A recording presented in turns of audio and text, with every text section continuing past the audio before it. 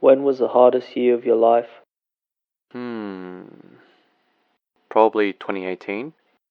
I lost someone who meant the world to me.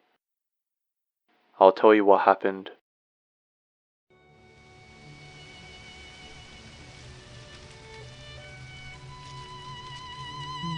In my second year of uni, around February of 2017, my grandpa was admitted into hospital, diagnosed with cancer spreading in his bones. From his time in the Vietnam War, he was exposed to the chemical Agent Orange and had the side effects of kidney cancer and prostate cancer when I was in primary school, which he received surgery for.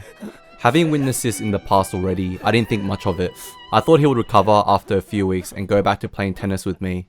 But after a few weeks, it became apparent that this time, it was different. He came out of hospital after a few weeks in around March of 2017, but there were a few visible changes in his lifestyle. First, he would speak a lot less than before, with a quieter voice, almost as if every single word he was saying required incredible effort. Second, he had to walk with a cane and started to have a hunched back. Finally, and most crucially, his usual smiling face was replaced with a permanent frown, and he kept showing signs of extreme discomfort, such as breathing problems, which made him take frequent trips to the emergency room and stay there for a couple of nights. In fact, his trips to the emergency room became so frequent that in around August, we decided that he might be better off just staying at the hospital instead of staying at home, so he relocated there. I don't remember who I heard this from, but around the same time he moved to hospital, I heard that he would not be able to recover, and at most, he only had a year left in him.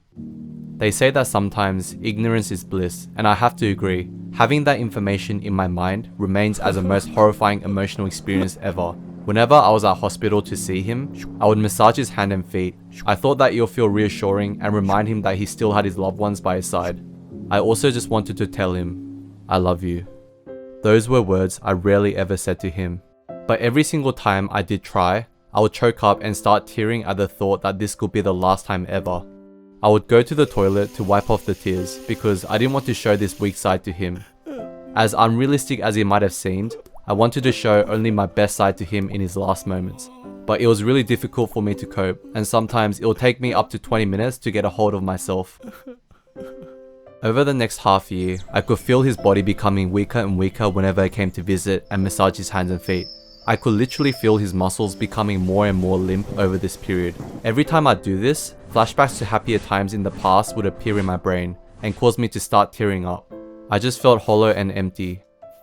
Fast forward to 2018. My mum had also been diagnosed with breast cancer and had to be transported to hospital as well, scheduled for a surgery earlier in the year.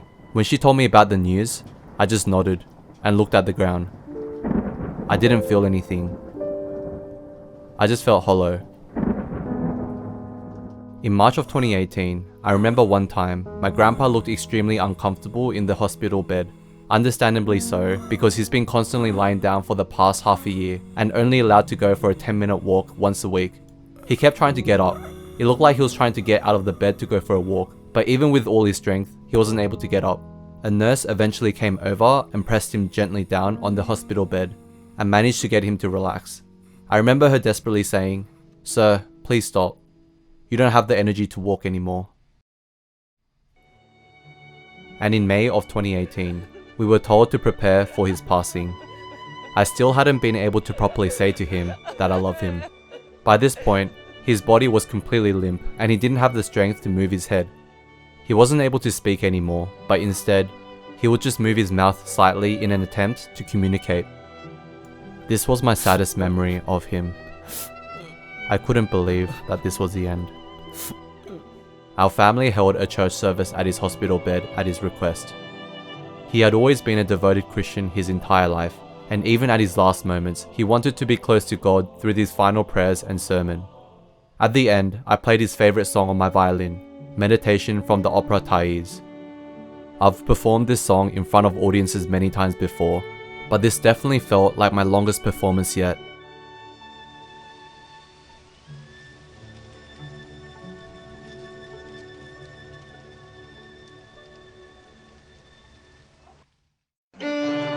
Maybe it was all the emotions I was experiencing.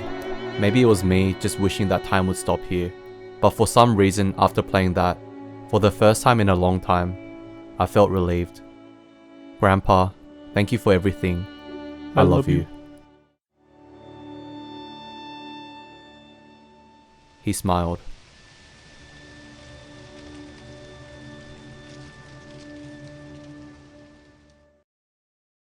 That night, my dad came into my room and said, "Sean, your grandpa passed away."